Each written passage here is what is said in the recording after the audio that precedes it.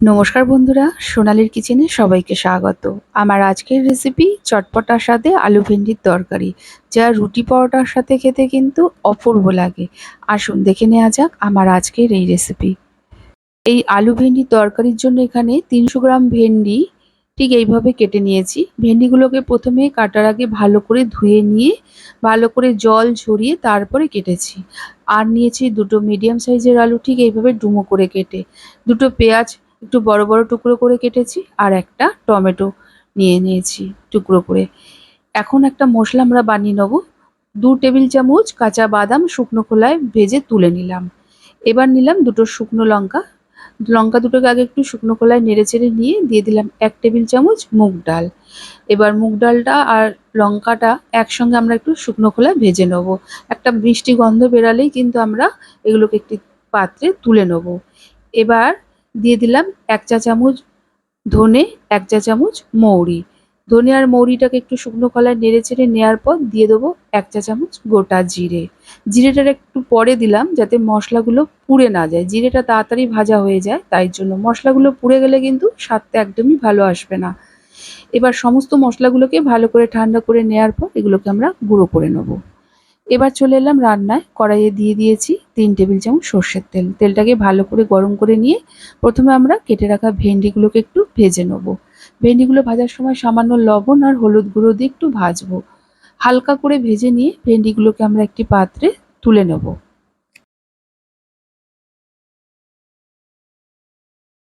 এবার ওই তেলের মধ্যে দিয়ে দিলাম 1/2 চা চামচ কালো জিরে আর 3টে চেরা কাঁচা লঙ্কা ফোড়ন। ফোড়নটা একটু ভাজা ভাজা হলেই ছোট ছোট করে কেটে রাখা আলুগুলো দিয়ে দিলাম।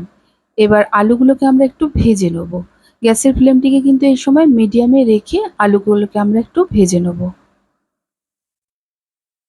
আলুগুলোর গায়ে দেখুন হালকা রং ধরতে শুরু করবে। এই স্টেজে আমরা কেটে রাখা পেঁয়াজটা দিয়ে দেবো।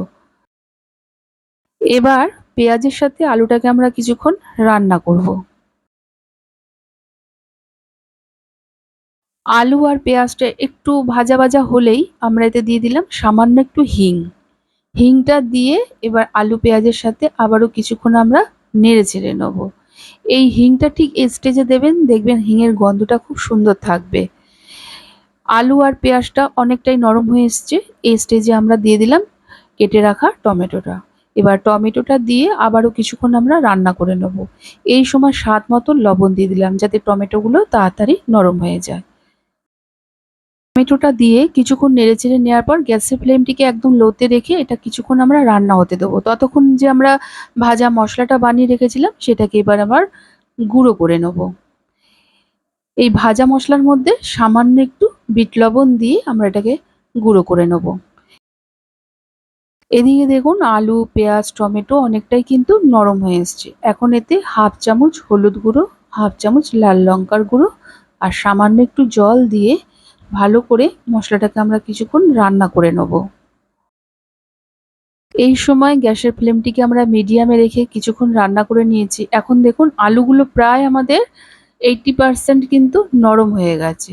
এখন এতে ভেজে রাখা ভেন্ডিটা দিয়ে ভালো করে মিশিয়ে একটু নেড়েচেড়ে নেব। তারপর এতে 1/2 কাপের মতো জল দিয়ে একটু ভালো করে মিশিয়ে নিয়ে গ্যাসের ফ্লেমটিকে মিডিয়ামে রেখে এটাকে আমরা ঢেকে কিছুক্ষণ রান্না হতে দেবো।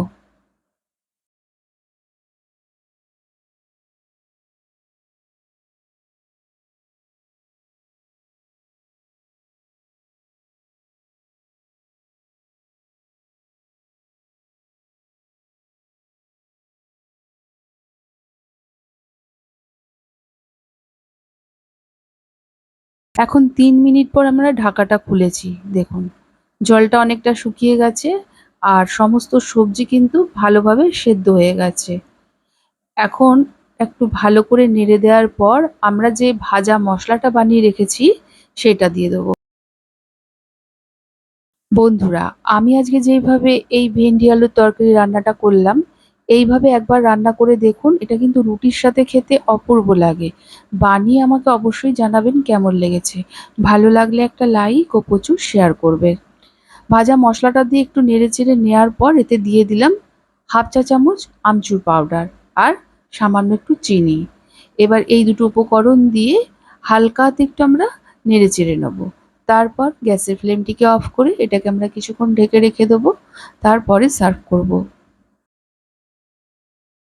রুটি পরোটার সাথে খেতে তো অসম্ভব ভালো লাগে, এছাড়া কিন্তু ভাতের সাথে খেতেও বেশ ভালো লাগে। অবশ্যই এইভাবে বানিয়ে ট্রাই করবেন। আমার চ্যানেলের নতুন বন্ধু হয়ে থাকলে প্লিজ আমার চ্যানেলটিকে সাবস্ক্রাইব করবেন। আজ তাহলে এই পর্যন্ত, আবার চলে আসবো নতুন কোনো রেসিপির সাথে। সবাই ভালো থাকুন, সুস্থ থাকুন। ধন্যবাদ।